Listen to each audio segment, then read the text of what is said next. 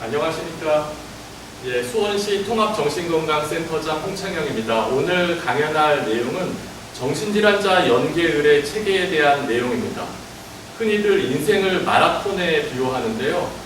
마라톤은 42.19km만 뛰면 되고 순서가 1등, 2등, 3등 순위가 중요하지만 인생은 70, 80, 90을 살면서 누구나 안전하고 건강하고 행복하게 살아야 됩니다. 그런데 인간은 신이 아니기 때문에 살면서 사건, 사고, 질병이 생길 수 있습니다. 만약에 여러분들이 지금 보시는 것처럼 마라톤을 하는데 여러분 동료가 100명 중에 1명 쓰러진다면 이 쓰러진 동료를 그냥 길에다 버리고 가시겠습니까? 아니면 같이 보듬어 안고 부축해서 끝까지 가시겠습니까? 제가 오늘 말씀드리려고 하는 내용이 바로 이런 내용입니다.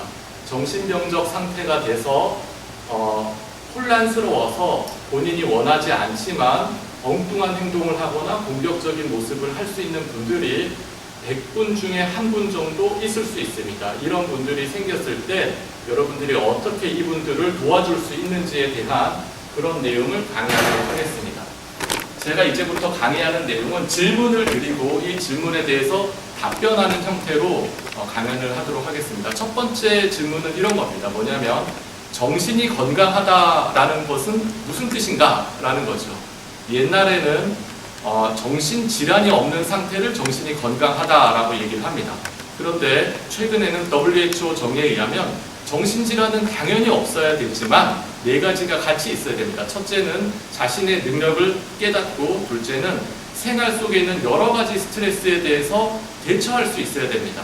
세 번째는 생산적으로 활동할 수 있어서 직장에 다니는 분들은 업무 효율이 높아지고 학생들은 성적이 좀 올라야 되고 또 주부님들은 집안일을 열심히 해야 되는 그런 일이 되어야 되고, 네 번째는 이 모든 게 나만 위한 것이 아니라 나랑 같이 사는 공동체에 기여할 수 있는 그런 마음가짐을 가지고 있을 때 정신이 건강하다라고 얘기를 하고 있습니다.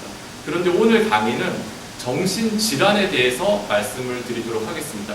최근의 개념은 정신건강 증진에 대한 개념이라면 과거의 개념은 정신질환이 있냐 없냐 하는 것을 놓고 이제 보겠습니다.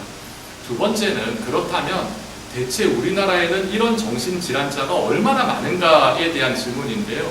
거기에 대한 통계가 있습니다. 뭐냐면 2011년도 보건복지부에서는 제3차 정신질환 실태조사를 했습니다. 정신보건법에 의해서 5년에 한 번씩 정신질환 실태조사를 하게 돼 있는데 1차는 2001년, 2차는 2006년, 3차는 2011년, 그리고 올해 4차 정신건강 실태조사 결과가 나올 예정인데 가장 최근 통계, 즉 2011년 자료를 보면 성인 100명 중 27명은 평생 동안 1개 이상의 정신질환을 앓는다라고 되어 있습니다.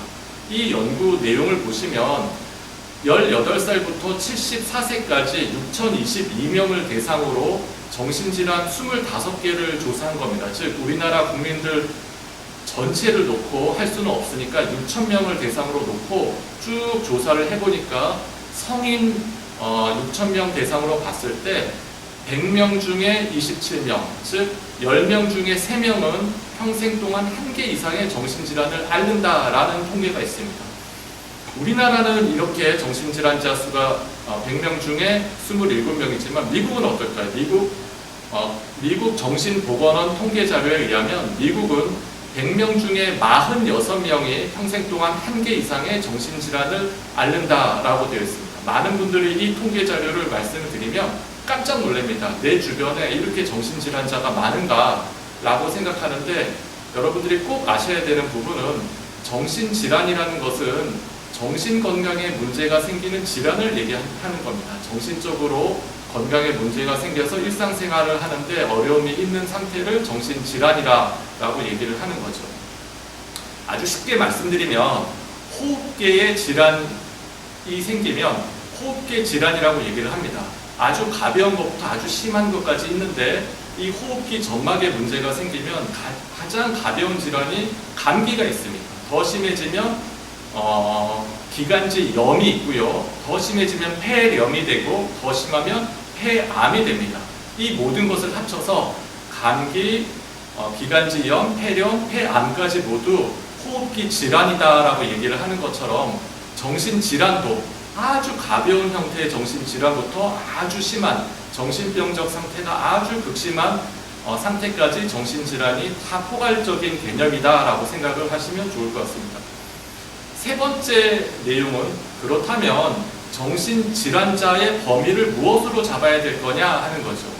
현행법에 의하면 정신질환의 종류 그리고 이것이 얼마나 심각한지 중등도와 무관하게 의학적 의미의 정신질환을 가진 모든 사람을 정신질환자라고 얘기를 합니다. 그렇기 때문에 여기 안에는 정신병, 인격장애, 알코올 및 약물 중독, 기타 비정신병적 정신장애를 가진 모든 사람이 다 포함이 됩니다. 즉 정신건강에 문제가 있어서 질환이 있는 모든 사람을 정신질환자라고 얘기를 하는데 개정되려고 하는 법 내용 안에는 이런 내용이 포함되어 있습니다. 뭐냐면 정신질환자의 범위가 너무 크니까 망상이나 환각이나 사고나 기분장애로 인해서 독립적으로 일상생활을 영위하는데 중대한 제약이 있는 자, 즉 정신병 위주의 정신병이 있는 상태의 정신질환자만 정신질환자로 의미를 축소하자라는 그런 식의 개념이 있습니다. 하지만 현재까지는 정신질환자는 정신건강에 문제가 있어서 일상생활을 하지 못하는 그런 넓은 개념의 정신질환자로 생각을 하시는 게 좋을 것 같습니다. 네 번째 질문은 뭐냐면 그렇다면 정신건강에 문제가 생기는 것이 태어나서 사망할 때까지 다 생길 수 있는데 생애 주기별로 흔한 정신질환은 무엇이 있나라는 겁니다. 여러분들 주변에 보면은 여러분들 조카나 또는 여러분들 자녀 그리고 여러분들 배우자, 여러분들 부모님을 떠올리시면 됩니다.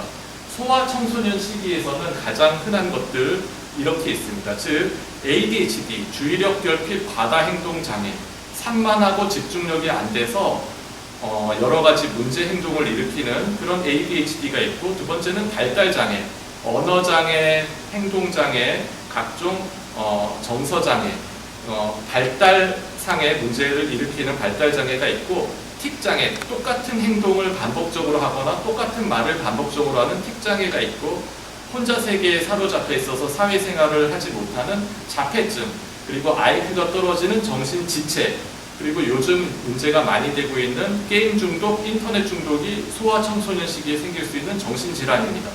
청년기 시기에는 조현병, 예전에는 정신분열병이라고 얘기를 했었고 조울증, 알코올 중독, 니코틴 중독, 도박 중독, 적응장애, 충동조절 장애, 분노장애 이런 경우가 청년기 시기에 생길 수가 있습니다. 장년기 때 생길 수 있는 정신질환은 우울증, 공황장애, 불안장애, 신체형 장애, 인격장애, 수면장애, 식이장애가 생길 수 있고요. 노년기 때는 대표적인 정신질환이 바로 치매입니다. 그리고 화병, 그리고 수면장애가 생길 수 있습니다. 다시 말씀드리면 태어나서 돌아가실 때까지 소아 청소년 시기, 청년기, 장년기, 노년기 모두 우리가 정신적인 건강에 문제가 생길 수 있어서 정신질환이 생길 수 있고 국가 통계에 의하면 100명 중에 27명이 평생 동안 1개 이상의 정신질환을 앓을 수 있다라는 겁니다. 다시 말씀드리면 정신질환은 그들만의 문제가 아니라 우리들 전체의 문제고 우리들 자녀, 우리 자신, 그리고 우리 부모님 문제다 이렇게 생각해 주시면 좋을 것 같습니다. 제가 최근에 2달 사이에 언론에 정신질환이라는 검색어를 넣어서 어떤 보도가 있는지를 조사를 해봤습니다. 내용을 보시면 ADHD와 자폐증은 우리 가족을 괴롭히는 대표적인 소아정신질환이다 라는 기사가 나왔고요. 또 여러분들 잘 아시는 유진박, 천재 바이올리니스트다라고 얘기를 했던 분이 알고 보니까 정신질환을 앓고 있었다라는 그런 내용이 나와서 성년 후견인 제도에 의해서 심판 청구가 접수가 됐다 이런 내용도 있습니다. 이분은 조울병을 앓고 있는 것으로 밝혀졌죠. 무슨 얘기냐면 우리들 주변에서 흔히 어린아이나 성인기, 노년기까지 모두 정신질환이 흔하다라는 겁니다. 어떤 문제를 일으킬까요? 지금 보면은 옆에 보이는 분이 바로 고아라입니다. 여러분들 아시는 그 탤런트 고아라 분이신데 이분이 서울지방경찰청의 명예경찰관으로 위촉이 됐습니다. 그리고 이제 홍보 배너가 이렇게 있는데 지금 내용은 뭐냐면 고아라 씨가 마음에 안 들어서 고아라 씨가 있는 홍보 배너를 부러뜨렸다, 정신질환자가. 이런 내용의 기사가 있고요. 두 번째는 보면은 정신질환자가 8중 추돌 사건을 일으켰다, 이런 내용이 있고요. 또 세 번째 내용을 보시면 인천 지하철 2호선이 운행이 중단됐는데 이유를 알고 보니까 정신질환자가 의심이 되는 20대 청년이 선로를 무단 침입해서 이런 일이 발생했다라는 것이 기사가 됐습니다. 이런 정도의 문제가 발생하기도 하지만 더 심각한 형태의 문제가 발생하기도 합니다. 뭐냐면 지금 보시는 것처럼 소방 공무원은 일반인들보다 정신질환이 최대 20배가 많다라고 기사가 나왔습니다. 최근 기사죠. 이 말은 무슨 뜻이냐면 소방 공무원이 일반인들보다 훨씬 더 정신적인 스트레스를 많이 받기 때문에 일반인들보다 정신적인 건강에 문제가 생기고 정신질환이 더 많을 수 있다라는 그런 내용입니다. 그 다음 내용은 뭐냐면 경찰관에 대한 내용인데 정신질환 병력자 31명이 총기를 무단으로 사용한다라는 그런 내용이 기사가 됩니다. 사실은 이 부분에 대한 기사는 문제가 있을 수 있습니다. 왜냐하면 정신질환자일지라도 치료를 받으면 얼마든지 정신적으로 또는 신체적으로 건강한 생활을 할 수가 있습니다. 그렇기 때문에 정신질환이 있더라도 치료를 잘 받아서 건강한 상태가 되면 운전도 얼마든지 할 수 있고 또 일상생활에 해당되는 여러 가지 직무를 훌륭하게 잘 수행할 수 있습니다. 근데 이제 이런 편견이 생길 수 있다라는 말씀을 드리고요. 이런 편견이 생기게 되는 가장 큰 이유는 지금 보시는 것처럼 피해망상, 환청 때문에 생기는 정신질환, 범죄가 잇따른다라는 그런 뉴스가 있습니다. 뿐만 아니라 정신질환을 앓고 있는 20대가 흉기를 들고 도심을 배회하다가 붙잡혔다라는 기사도 있고요. 또 버스 정류장에서 흉기를 휘두르는 정신질환자 40대 여성이 벌을 받았다, 이런 내용도 있습니다.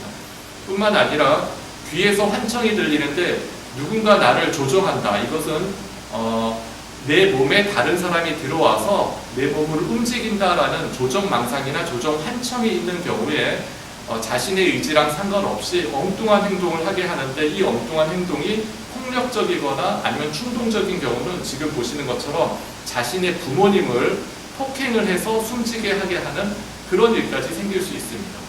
정신질환이 아주 심한 상태가 되면 정신병적 상태가 되고 이 정신병적 상태에서는 지금 보시는 것처럼 폭력이나 각종 여러 가지 문제가 되는 사고가 생길 수 있다는 겁니다. 이런 내용은 우리나라만 생기는 것이 아니라 외국에서도 똑같이 생기는데 지금 보시는 것처럼 영국 런던 광장에서 칼부림을 해서 한 명이 돌아가시고 5명이 그러니까 다친 그런 사건도 알고 보니까 범인이 정신질환을 앓고 있는 사람이더라 라는 기사가 나왔고요.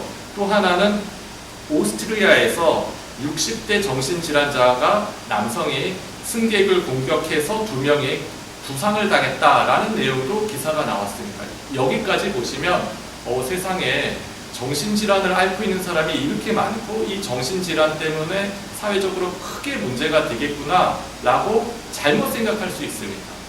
정신질환이 있더라도 치료를 잘 받는 상태에서는 여러 가지 직장생활, 결혼생활, 사회생활을 잘 영위할 수 있습니다. 문제는 정신질환이 있고 이것이 정신병적 상태로 치료를 안 받아서 더 심해졌을 때 문제가 생길 수 있다는 겁니다.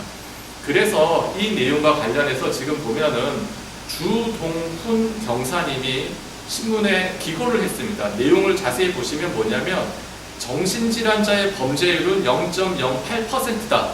일반인의 범죄율은 1.2%다. 퍼센트를 놓고 본다면 조현병 등 정신병을 가지고 있는 정신질환자의 범죄율은 일반인들보다 15배나 낮다라는 겁니다. 범죄율이. 정신질환자가 범죄가 더 많은 게 아니라 일반인들의 범죄율이 훨씬 더 높다는 겁니다. 15배나. 그런데 많은 사람들이 정신질환자는 무서워, 정신질환자는 위험해 라는 인식이 있으면 정신질환을 앓고 있는 분들이 병원에 가서 치료받는 그런 기회를 더 놓치게 된다는 거죠. 자, 그러면 다음 상태에 대해서 질문을 하겠습니다. 뭐냐면 이제까지 계속 얘기가 나오는 것은 정신질환이 있는 사람이 치료를 안 받아서 상태가 점점 나쁘게 되면 정신병적 상태가 된다고 하는데 이 정신병적 상태가 무엇이냐 하는 거죠. 이 정신병적 상태는 psychotic state라고 얘기를 하는데 좁은 의미로 놓고 본다면 환청이나 망상에 의해서 평소와 달리 충동적으로, 폭력적으로 이상한 행동을 하는 상태를 얘기합니다. 즉 다시 말씀드리면 정상적인 상태가 아니라 귀에서 누구를 찔러, 누구를 해쳐 라고 하면은 그 소리에 의해서 영향을 받아가지고 어떤 행동을 하는 거고 저 사람이 나를 해칠 것 같아, 저 사람이 나를 공격할 것 같아 라고 해서 그 망상 때문에 상대방을 먼저 공격하는 피해 망상이 있는 그런 상태를 정신병적 상태다라고 얘기를 하는 겁니다. 광이 넓은 뜻으로 따진다면 현실 감각을 잃어버린 그런 상태를 얘기를 합니다. 자, 그런데 여기서 가장 중요한 사실은 뭐냐면 누구나 100명 중에 27명이 평생 1개 이상의 정신질환이 있다라고 말씀드렸고 이런 정신질환이 심해지면 저도 그렇고 여기 앉아 계신 여러분도 그렇고 일반인들 모두 정신병적 상태가 올 수 있다는 겁니다. 이 정신질환을 치료하지 않은 상태에서 오랫동안 두게 되면 골든타임을 놓치게 되면 정신병적 상태, 즉 극심한 상태가 올 수가 있고 약물 치료를 하면 이 정신병적 상태는 다시 치료가 가능하다는 겁니다. 즉 치료를 하면 다시 되돌릴 수 있는 상태가 정신병적 상태다라는 것을 꼭 명심하셔야 됩니다. 자, 그러면 아까 말씀드린 25개의 수많은 정신질환 중에서 도대체 어떤 정신질환이 정신병적 상태를 일으킬 수 있는가에 대한 것인데 가장 언론에 많이 나오고 흔하게 얘기가 되는 것이 치료를 받지 않는 조현병, 즉 예전에는 정신분열병이라고 얘기를 했는데 치료를 안 받는 상태의 조현병이나 정신분열병이 정신병적 상태가 될 수 있습니다. 여기서 키워드 핵심 용어는 치료를 받지 않은 상태라는 겁니다. 치료를 받는 상태의 조현병이나 정신분열병 환자는 여러분들하고 저하고 똑같습니다. 결혼생활, 사회생활, 직장생활 잘 하시고 약을 잘 먹으면서 전혀 문제없이 같이 어울려서 잘 살 수 있습니다. 그런데 약을 먹지 않고 치료를 잘 받지 않는 아주 일부의 급성기 상태가 되면 정신병적 상태가 올 수 있다는 거고 두 번째는 조울증이 아주 심할 때도 정신병적 상태가 올 수 있고 세 번째는 우울증이 아주 심해져도 정신병적 상태가 올 수 있습니다. 네 번째는 알코올 중독자가 술을 너무 많이 마신 주치 상태거나 또는 금단 증상이 생길 때도 정신병적 상태가 올 수 있고 다섯 번째는 뇌손상으로 기질성 정신장애가 있을 때도 생길 수 있습니다. 이거 말고도 망상장애나 IQ가 떨어지는 정신지체, 치매, 선망 상태에서도 올 수 있습니다. 즉 치매도 초기, 중기, 말기, 중기 이상 말기가 됐을 때 정신적으로 며느리가 내 물건을 훔쳐간다, 반지를 훔쳐간다라고 해서 절도 망상이 생기게 되면 며느리 얼굴을 핥히거나 목을 조르는 형태의 정신병적 상태가 될 수 있습니다. 다시 말씀드려서 치매가 심해지면은 돌아가신 부모님이 자꾸만 나를 부른다 라고 해서 환청이 들리면 이 환청에 따라서 자꾸만 찻길 밖으로 걸어 나가는 대외 행동을 할 수가 있습니다. 정신질환이 심해지면은 이걸로 인해서 정신병적 상태가 생길 수 있다는 것을 꼭 명심하셔야 됩니다. 일곱 번째는 도대체 100명 중에 27명 평생 동안 1개 이상의 정신질환이 생긴다고 하는데 이런 정신질환은 왜 생기나요? 라고 하는 겁니다. 지극히 당연하게 생길 수밖에 없습니다. 왜냐하면 인간의 뇌는 1000억 개의 뇌신경 세포를 가지고 태어납니다. 이 1000억 개의 뇌신경 세포가 인생 70, 80, 90을 살면서 한 번도 고장이 나지 않고 살아간다라는 것 자체가 불가능한 겁니다. 이 1000억 개의 뇌신경 세포가 서로 연결이 되어 있는데 어떤 이유에 의해서라도 삐걱삐걱 고장이 날 수가 있습니다. 정신질환은 뇌의 병이고 이 뇌는 생물학적인 원인, 심리적인 원인, 사회적인 원인 때문에 정상적인 기능이 상실될 수가 있습니다.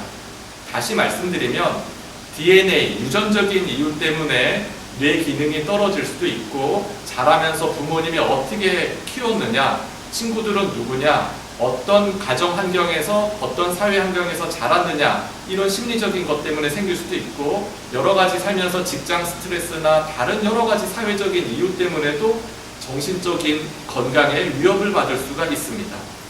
여기서 핵심은 치료법은 있지만 정신질환을 치료하는 약물은 있지만 이 발병 원인은 복합적이다라는 것을 알고 계셔야 됩니다. 이 복합적인 것이 더 심해지게 되면 저절로 낫는 정신질환도 있고요. 또 상담이나 면담을 통해서 낫는 것도 있고 약을 반드시 먹어야 되는 상태도 있습니다. 하지만 제일 중요한 것은 정신병적 상태가 되면 반드시 약물 치료를 해서 또는 주사 치료를 해서 이 상태를 원상태로 되돌려야 된다는 겁니다. 자, 지금 내용을 보시면 여기 보이는 것이 뇌신경세포가 서로 연결되어 있는 모습이 보이고 1000억 개의 뇌신경세포가 이렇게 연결되어 있는데 서로 연결되어 있는 사이를 시냅스, 신경연접 부위다라고 얘기를 하고 이 신경연접 부위에는 여러분들이 평상시에 들어보셨던 세로토닌, 도파민, 노르에피네프린, 아세틸콜린과 같은 신경 전달 물질이 분비가 됩니다. 자, 동영상으로 제가 이 신경 전달 물질이 어떻게 분비가 되는지 보여드리도록 하겠습니다. 즉 무슨 말이냐면 여러분들의 뇌 속에는 지금 현재 강의를 듣는 이 순간에도 똑같은 일이 벌어지고 있습니다. 즉 1초에 120m의 아주 빠른 속도로 신경세포와 신경세포 사이에 시그널, 신호가 전달이 됩니다. 이 신호가 전달되는 게 1000억 개의 뇌신경세포가 반짝반짝하면서 서로 잘 유기적으로 작동을 해야 되는데 아까 말씀드린 대로 생물학적인 원인, 심리적인 원인, 사회적인 원인에 의해서 스트레스를 받게 되면 지금 보시는 이 신경전달 물질, 즉 도파민, 세로토닌, 아세틸콜린과 같은 이런 신경전달 물질이 평상시에는 100이 나와야 되는데 90, 80, 70이 나오거나 100이 나와야 되는데 110, 120, 130 너무 많이 나오게 됩니다. 그래서 이런 부분을 치료하는 것이 바로 정신건강의학과 약물입니다. 자, 그러면 치료를 어떻게 하느냐 하는 부분에 대해서 말씀을 드리겠습니다. 급성기 정신병적 상태의 치료는 지금 보시면 응급 상황입니다. 즉 자기 자신을 해치려고 하든지 자살까지 생각하는 거죠. 두 번째 타해, 다른 사람을 해치려고 하는 이런 상태가 되면 응급 상태다라고 해서 응급 조치를 해야 됩니다. 안 그러면은 자신의 생명을 잃어버릴 수도 있고 타인의 생명을 해칠 수도 있습니다. 이런 경우는 응급 입원을 해야 되고 주사요법이나 약물 치료를 해서 환청이나 망상 때문에 내가 원하지 않는 행동을 하게 됐을 때 다시 되돌릴 수 있는 그런 것을 조치를 반드시 해야 됩니다. 그래야지 신문지상에 나오는 여러 가지 일들이 생기지 않게 됩니다. 9번째 보면은 이 이제 강의의 핵심에 해당되는 내용인데 자살이나 정신질환 응급 위기 개입의 과정에 대해서 설명을 드리도록 하겠습니다. 지금 보면은 경찰관 여러분들, 소방관 여러분들이 사례를 발견하게 될 겁니다. 지금 보시는 이 사례를 발견하게 되면 제일 먼저 하셔야 되는 게 뭐냐면 이분이 자해나 타해의 위험이 있는지 없는지를 먼저 평가해야 됩니다. 정신질환이 있는데 자해나 타해의 위험이 없으면 그러면 외래에서 약물 치료를 잘 받을 수 있도록 그냥 두시면 됩니다. 왜냐하면 질환이 있더라도 자해나 타해의 위험이 없으면 스스로 알아서 치료를 잘 받으니까요. 그런데 만약에 자해나 타해의 위험이 있다면 그러면 치료를 내가 스스로 받을 수 있는지 없는지를 평가해야 됩니다. 내가 자해나 타해의 위험이 크니까 스스로 병원에 찾아가겠습니다 라고 얘기할 수도 있고 전혀 말이 안 통하는, 말로는 설득이 안 되는 상태가 될 수 있습니다. 스스로 찾아가겠다고 하면은 자의 입원을 시키면 됩니다. 스스로 병원에 찾아갈 수 있도록 배려를 해주면 됩니다. 하지만 만약에 사실은 대부분의 경우인데 정신병적 상태, 즉 환청이나 망상이 심해서 엉뚱한 행동을 하는 그런 모습일 때 스스로 치료를 안 받겠다라고 하면 하셔야 되는 게 반드시 보호자를 찾아야 됩니다. 보호자를 찾아서 직계가족에 해당되는 부모님이나 배우자나 아들, 딸을 찾아서 보호자가 협조를 하면은 보호 의무자에 의한 입원을 시킬 수가 있습니다. 즉 환자는 반대를 하더라도 나는 정신병적 상태가 돼서 환청이나 망상이 심한 상태라서 입원을 안 할래 라고 해도 직계가족 보호 의무자의 동의가 두 분이 있으면 입원이 가능합니다. 그런데 만약에 보호자를 발견하지 못하는 상태가 되거나 자타해의 위험이 너무나 극심한 응급 상태가 되면 응급 입원이라는 것을 할 수가 있습니다. 이 응급 입원이 정신과 치료가 반드시 필요한데 보호자가 없을 때는 여기 보시는 것처럼 시군구청장의 명령에 의해서 명령에 의해서 입원이 가능하다라는 그런 내용입니다. 즉 다시 말씀드린다면 정신질환을 앓고 있어서 이 정신질환으로 여러 가지 문제 행동이 있을 때 가장 먼저 해야 되는 것은 자해나 타해 위험이 있는지, 치료를 자발적으로 받으려고 하는지, 보호자가 옆에 있는지를 봐서 이런 각각에 따라서 치료를 받게 됩니다. 자, 그러면 응급 위기 개입 대상자는 누구냐 하는 거죠. 자해, 타해의 위험 기준이 뭐냐 하는 것인데 보건복지부 고시 제97-18호에 의하면 이 6가지로 정의를 하고 있습니다. 뭐냐면 첫 번째, 정신병으로 의식 상태가 심한 상태, 의식 장애가 아주 심한 상태죠. 혼란스러워가지고 어딘지 모르는 상태. 두 번째는 정신병으로 인한 망상으로 행동이 지배당할 때, 망상 때문에 피해 망상, 여러 가지 절도 망상이나 부정 망상 때문에 내 행동과 달리, 의지와 달리 그 망상으로 행동이 지배당할 때. 세 번째는 정신병으로 인한 환각으로, 보통은 환청을 얘기합니다. 들리는 소리 때문에 행동을 지배당할 때. 네 번째는 정신병으로 판단력이 떨어져서 예측 불가능한 행동을 할 때. 다섯 번째는 심한 우울증으로 자해 위험이 높을 때. 여섯 번째는 정신병으로 극도로 흥분하고 난폭한 행동을 할 때 응급 개입을 해야 된다는 겁니다. 다시 말씀드리면 경찰관 여러분이나 소방관 여러분들께서 대상자로 생각하시는 분들은 이 6명, 6분류에 해당된다는 겁니다. 정신병 때문에 의식장애가 심하거나 망상이 심하거나 환각이 심하거나 극도로 난폭하거나 흥분한 상태, 그리고 판단력이 떨어지거나 우울증이 심한 상태를 머릿속으로 꼭 기억을 하십시오.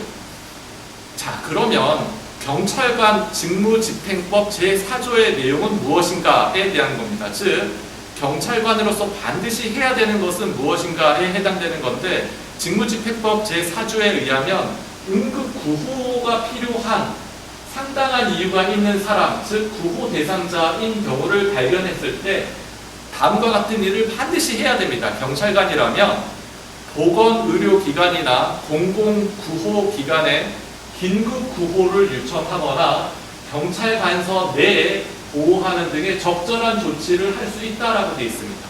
즉 무슨 얘기냐면 경찰관이라면 지금 보시는 정신착란을 일으키거나 술에 취해서 자기 자신 또는 타인의 생명, 신체, 재산에 위해를 끼칠 우려가 있는 사람이나 자살을 시도하는 사람, 즉 정신병적인 문제가 심한 사람인 경우는 보건의료기관, 병의원으로 입원시키거나 공공구호기관으로 보내든지 긴급구호나 아니면 경찰관서에 보호를 해야 되는 그런 의무가 있다. 그렇게 하셔야 된다라는 것이 내용입니다.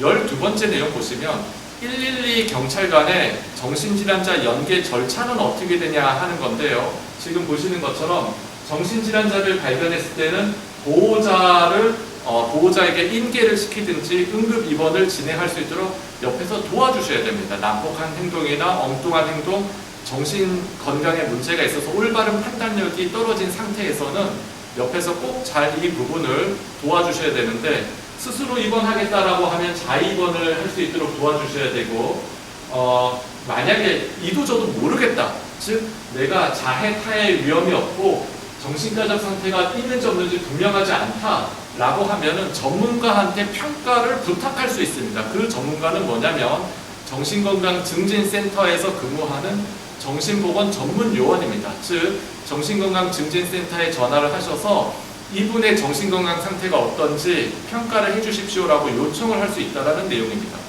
13번째입니다. 119 구급대원의 정신질환자 연계 절차는 응급 환자를 의료기관으로 이송을 해야 됩니다. 그리고 이송하기 전에 필요하다면 응급조치까지 해야 되고, 응급조치가 이송하는 과정 중에서도 필요하면 해야 됩니다. 대부분의 정신질환을 앓고 있으면서 정신병적 상태가 아주 심한 상태의 사람은 스스로 병원에 가지 않기 때문에 다른 분의 도움을 가지고 응급 입원을 하게 되는 경우가 많습니다. 이런 상태에서는 약간의 난동이 있을 수 있습니다. 그렇기 때문에 아주 부득이한 상황에서 119나 129 앰뷸런스를 타게 됐을 때 부득이하게 강박을 하게 되는 그런 경우가 있고, 강박을 하게 될 때는 여러 명이 같이 힘을 합쳐서 4명이나 5명이 힘을 합쳐서 제압을 해서 강박을 해야 되는 그런 상황이 생길 수 있고, 이런 거 역시 경찰관이나 119 구급대원이 같이 해야 되는 의무사항이다라는 내용을 말씀을 드립니다. 14번째는 정신건강증진센터 전문요원의 연계 절차에 대한 내용입니다. 즉, 경찰관, 소방관, 구급대원 요원뿐만 아니라 정신건강증진센터에 있는 전문 요원도 해야 되는 일이 있는데, 정신질환이 추정되는 대상자가 발견이 되면 그러면 정신건강 상태를 평가해야 됩니다. 그래서 이 상태는 안전합니다, 걱정 없습니다 라고 할 수도 있고요, 응급입원이 반드시 필요합니다, 병원에 반드시 가셔야 됩니다 라고 평가를 할 수 있습니다. 명확한 정신질환으로 인한 응급 상황 시 112나 119 또는 129로 연락을 해서 입원 절차에 대해서 전문적인 정보를 환자나 가족 그리고 경찰관, 소방관 여러분들에게 전문적인 정보를 제공할 의무가 있습니다. 그래서 이런 내용을 잘 말씀을 드리고요. 뿐만 아니라 정신과적 질환, 정신질환에 대해서, 정신병적 상태에 대해서 여러 사람들을 대상으로 보건교육을 이제 해야 되는 그런 역할도 있습니다. 자, 지금 보시면 정신질환자가 있는 사람의 연계 절차에 대해서 조금 더 세분화돼서 말씀을 드리면, 첫 번째는 누가 봐도 분명한 형태의 정신질환자, 이런 사람들, 확연한 정신과적 증상이 나타나서 자해나 타해의 위험이 있는 사람들, 즉 정신질환이 있는데 치료를 받지 않아서 정신병적 상태가 아주 심해서 올바른 판단력이 없는 상태에서 난동을 부리거나 위험한 행동을 하는 사람들은 반드시 지금 보시는 것처럼 현장 경찰관이 응급 입원 절차를 진행을 해야 됩니다. 그래서 보호자를 찾거나 보호자가 없으면 경찰이 보호 조치를 해서 병원에 입원시킬 수 있도록 해야 됩니다. 두 번째, 술 마시고 난동을 부리는 자는 정신병적 증상이 없더라도 난동을 부리게 되면 보호자를 인계하거나 경찰이 보호 조치를 하게 되는 그런 상태가 됩니다. 음주 상태인 상태, 술을 너무 많이 드신 상태에서는 상담 진행이 어려운 점이 있기 때문에 술이 깰 때까지 보호하는 그런 조치를 해야 되고요. 세 번째는 정신과적 증상이 있지만 자해나 타해의 위험이 분명하지 않은 상태에서는, 그럴 때는 지금 보시는 것처럼 정신보건 전문요원, 전문가에게 의뢰해서 이 사람이 도대체 문제가 있습니까 없습니까, 입원을 필요합니까, 입원이 필요하지 않습니까 하는 것을 평가나 평가를 의뢰해서 개인 여부를 판단하게 됩니다. 자, 16번째에 대한 말씀을 꼭 드리려고 합니다. 뭐냐면 이런 정신질환자를 대하는 태도에 대한 부분입니다. 정신질환은 아까 말씀드린 것처럼 누구나, 저도 마찬가지고 여러분도 마찬가지고 걸릴 수 있는 그런 문제입니다. 100명 중에 27명이 평생을 살다 보면 한 개 이상의 정신질환을 앓고 있을 수 있고, 치료를 받지 않으면 아주 극심한 상태의 정신병적 상태가 될 수 있는데, 우리도 그들과 똑같고 그들도 우리하고 똑같다는 겁니다. 그렇기 때문에 지금 보시는 것처럼 모욕감을 주는 말투나 환자의 언행에 대해서 감정적인 반응을 하면 안 됩니다. 무슨 뜻이냐면 그분들이 일부러 정신질환에 걸린 게 아니고 그분들이 정신질환에 걸린 것이 그분들 잘못이 아니라는 겁니다. 인간이 신이 아니기 때문에 원하지 않는 사건, 사고, 질병이 생기는데 이 질병 중에 하나가 정신질환이 생길 수 있다라는 그런 마음을 반드시 가지고 있어야 되고, 두 번째는 환자를 너무 두려워하거나 방어 자세를 너무나 과도하게 취하면 그러면 환자가 더 위축되거나 환자가 더 공격적인 모습을 보이니까 자신감 있게 이 환자를 대하는 그런 모습을 해야 되고, 세 번째는 이 난폭한 행동을 했을 때 이게 병이 있어서 그렇지 사람이 나쁜 게 아니다, 병이 나쁜 거지 사람이 나쁜 게 아니다 라고 이해를 하셔야 되고, 그렇기 때문에 정신질환자를 경멸하거나 적대 감정을 가지면 안 됩니다. 그런 것이 전달이 되고요. 네 번째는 문제가 생긴 것을 치료하는, 해결하는 것이 바로 침착하고 조용하게 접근해서 진정시키고 안심시키고 병원으로 이송할 수 있도록 그렇게 도와주셔야 됩니다. 다시 말씀드리면 100명이 마라톤을 하다가 한 명이 쓰러지는 상황이 생기면 이 한 명의 사람을 내버려 두거나 경멸하거나 조롱하거나 무시하는 게 아니라 어떻게 하면 이 쓰러진 사람을 다시 도와줘서 병원으로 치료를 받아서 다시 마라톤을 뛸 수 있도록, 다시 인생을 살아갈 수 있도록 도와줄 수 있는지에 대한 그런 내용으로 접근을 하셔야 된다는 겁니다. 거의 마지막 다 왔는데요. 17번째는 정신질환자에 대한 오해와 진실에 대한 내용입니다. 많은 사람들이 정신질환자에 대한 편견이 있는데 첫 번째 편견은 이겁니다. 모든 정신질환자는 공격적인 행동을 하면서 위험하다. 절대 그렇지 않습니다. 노입니다. 무슨 얘기냐면 모든 정신질환자가 공격적인 행동을 하거나 위험한 게 아니라 일반적인 정신질환자는 여러분들과 저와 똑같이 전혀 위험하지 않고 전혀 공격적이지 않습니다. 그냥 일상생활, 결혼생활, 사회생활, 직장생활 다 잘하는데 극히 일부인 치료를 받지 않는 상태인 사람만 이런 공격적이거나 위험한 행동을 할 수 있고 그분들은 바로 조치를 해서 치료를 받을 수 있도록 해야 됩니다. 두 번째, 정신질환자는 다른 사람보다 더 위험하다. 더 위험하지 않습니다. 아까 범죄율 얘기하는 것처럼 정신질환자의 범죄율이 일반인의 범죄율보다 15분의 1이나 더 낮는다는 통계도 있고 15분의 1이 아니라 2분의 1, 3분의 1 더 낮다라는 그런 식의 통계도 있습니다. 아무튼 일반인보다 정신질환자가 더 위험하다라는 것은 편견이다, 오해다 이렇게 생각을 하셔야 됩니다. 세 번째, 정신질환은 치료가 불가능하다. 그렇지 않습니다. 지금 정신질환을 치료하는 약물은 1950년대 이후에 1세대 약물, 2세대 약물, 3세대 약물이 개발이 되어 있고 이 정신질환을 치료하는 약물을 사용하면 대부분의 정신질환자가 컨트롤이 가능합니다. 무슨 뜻이냐면 고혈압약, 당뇨약을 먹는 것처럼 고혈압약, 당뇨약을 먹으면 혈압이 떨어지고 당뇨가 조절되는 것처럼 정신질환이 있는 사람들도 약을 잘 먹으면 내가 공격적인 모습을 하는 그런 상태가 줄어들 수 있다는 겁니다. 조금 더 비유를 하자면 일반적인 상태의 정신질환자가 그냥 고혈압 환자다라고 한다면 고혈압이 140에 90 이하가 정상이고 140에 90 이상 되면 고혈압이라고 얘기를 하는데 혈압이 점점 높아져서 혈압이 200에 160이 됐다라고 하면은 아주 극심한 상태의 고혈압 환자라고 얘기를 하죠. 그것이 바로 정신질환이 있을 때 극히 심해진 상태, 즉 정신병적 상태가 있는 것이 혈압이 200에 150, 160 있는 상태다라고 이해하시면 좋습니다. 즉 혈압이 200에 150, 160이 있더라도 혈압약을 먹으면 다시 혈압이 정상으로 내려가는 것처럼 정신질환이 있어서 정신병적 상태가 아주 극심해지더라도 치료를 잘 받으면 다시 원상태로 되돌아올 수 있다라는 그런 생각을 반드시 가지셔야 됩니다. 네 번째는 정신질환에 걸리면 일상생활이 어렵다. 절대 그렇지 않습니다. 일상생활을 잘하는 정신질환자가 주변에 굉장히 많고요. 대부분의 정신질환자는 치료를 잘 받아서 일상생활을 잘 합니다. 그리고 다섯 번째는 정신질환자는 그들만의 문제이다. 그렇지 않죠. 우리들 자신의 문제입니다.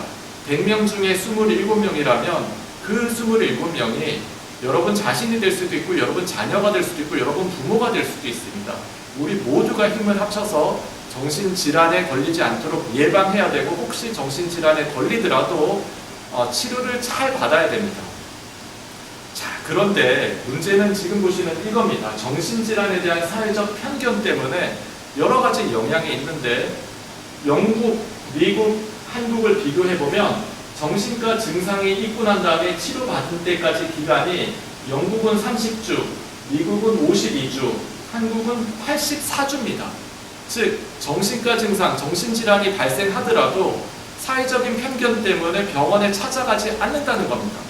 뿐만 아니라 설령 내가 정신질환, 정신병에 걸리더라도 정신보건 서비스를 이용하는 병의원을 찾는 이용률이 미국은 39%, 호주는 35%인데 우리나라는 15%만 병의원을 찾는다는 겁니다. 즉 대부분은 내가 스스로 알아서 해결해야지 라고 생각해서 골든타임을 놓치게 돼서 호미로 막을 수 있는 걸 가래로 막게 되고 점점 더 병이 심해지고 심지어는 사회적인 문제가 되기도 한다라는 겁니다. 이것 때문에 주요 질환별 경제적 부담 비교를 하버드에서 공중보건을 하는 쪽에서 발표를 했습니다. 2011년도 자료인데 세계 5대 비전염성 질환의 경제적 부담을 보면은 정신질환으로 인한 경제적 부담이 전 세계적으로 심장질환이나 암이나 만성호흡기 질환, 당뇨병보다 압도적으로 많다라는 겁니다. 즉 정신질환을 시기적절하게 골든타임을 잘 찾아서 있을 때 잘 치료를 하면 문제가 안 생기는데 이것을 치료를 안 하면 이렇게 커다란 문제가 생기게 되고 이 커다란 문제는 사회적 비용으로 여러분 모두가 같이 부담해야 되는 그런 부담이 된다라는 내용입니다. 제 강의의 마지막입니다. 핵심 요약을 하면서 강의를 마무리하려고 하는데요.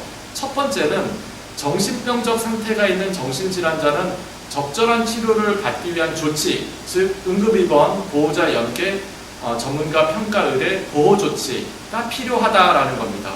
이 응급 조치에 해당되는 적절한 조치에 해당되는 것은 경찰관 여러분들이나 소방관 여러분들께서 같이 도와주셔야지만 가능합니다. 두 번째는 정신질환은 타인의 문제가 아닌 우리 모두의 문제로 골든타임 내에 적절한 치료를 받을 수 있도록 정신질환 자체에 대한 사회적 편견이 해소되어야 됩니다. 이 사회적 편견이 해소되면 바로바로 문제가 있을 때 병의원을 찾아서 문제를 해결하면 되는데 이 문제가 해결되지 않으면 병을 더 키우게 되고 병이 더 커지게 되면 심각해져서 결국은 여러 가지 환청, 망상까지 생기는 정신병적 상태가 되고 이 정신병적 상태가 되면 사회적 문제를 일으킬 수 있습니다. 이상으로 강의를 마치도록 하겠습니다. 경청해 주셔서 감사합니다.